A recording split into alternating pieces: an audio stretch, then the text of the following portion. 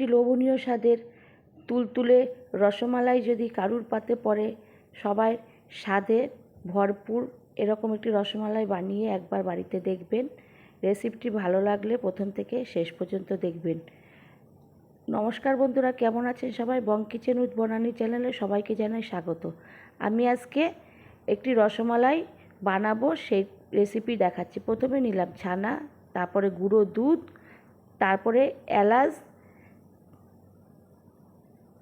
নিলাম, তারপরে একটু ময়দা, তারপরে চিনি, তারপরে দুধ, আর ওটা কিশমিশ। এগুলো নিয়ে আমি করব। প্রথমে আমি ছানাটাকে ভালো করে মাখবো কি ময়াম দেব, ভালো করে চটকে চটকে আমি ওটাকে মাখবো। ভালো করে ছানাটাকে মেখে নেব।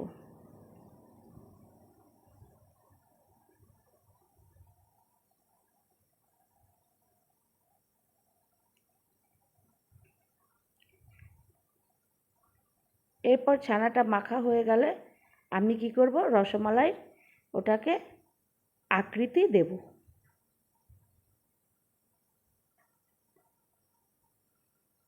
ভালো করে পিষে পিষে পিষে পিষে আমি আগে ভালো করে মেখে একদম নরম করে নেব।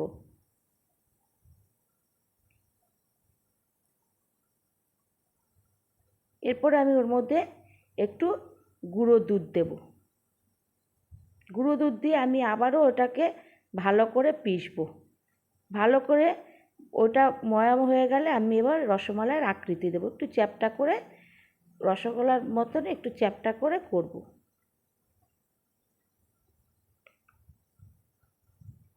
হাতের মধ্যেই চ্যাপ্টা চ্যাপ্টা করে আমি ওগুলোকে বানিয়ে নেব।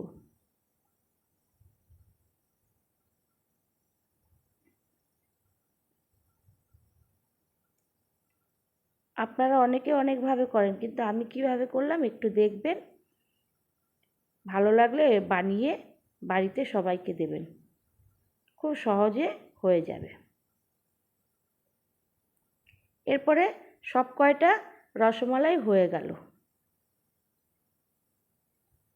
এদিকে আমি কি করলাম, গ্যাসের মধ্যে একটা কড়াই চাপালাম, চাপিয়ে গ্যাসটা জ্বালিয়ে আমি ওর মধ্যে দিয়ে দেব দুধ।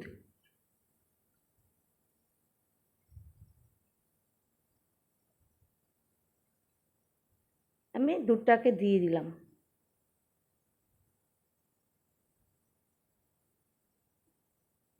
দুধটা একটু ফুটে উঠবে, আমি দেখব ফুটে উঠলো কি না। তখন তার মধ্যে আমি দিয়ে দেব এলাচগুলোর মুখ ছাড়িয়ে আমি ওগুলোকে দিয়ে দেব।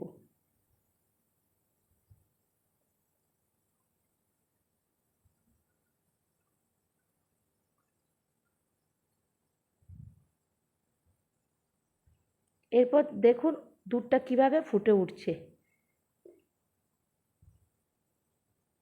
এবার আমি একটু নাড়াচাড়া করে ওই এলাচগুলো দুধের সঙ্গে ভালো করে মিশিয়ে দেব।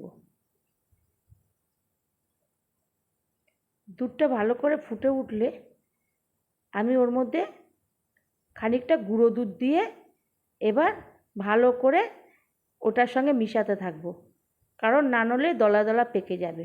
এই কারণে ভালো করে আমি এক নাগাড়ে ওটার সঙ্গে ভালো করে মেশাতে থাকবো। মেশানো হয়ে গেছে, ও আবারও ফেনা উঠছে। দেখুন ফেনা উঠে ঘন হয়ে একদম ঘন হয়ে যাচ্ছে, দুধটা ভালো ঘন হয়ে গেছে। তখন আমি দিয়ে দেব চিনি।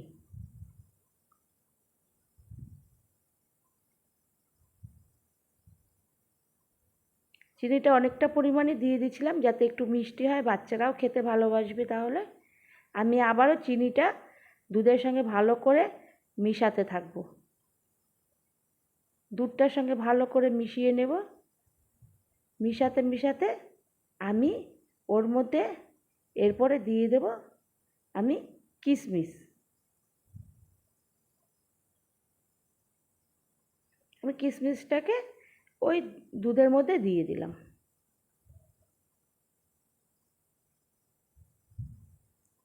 এরপরে দুধটা টকবক করে যখন ফুটতে থাকবে আমি কি করব, ওই রসমালাইগুলো একটা একটা করে দুধের মধ্যে ছেড়ে দেব। তো বন্ধুরা, এরকম করে বাড়িতে একবার আপনারা সবাই বানিয়ে দেখবেন, ভালোই লাগবে।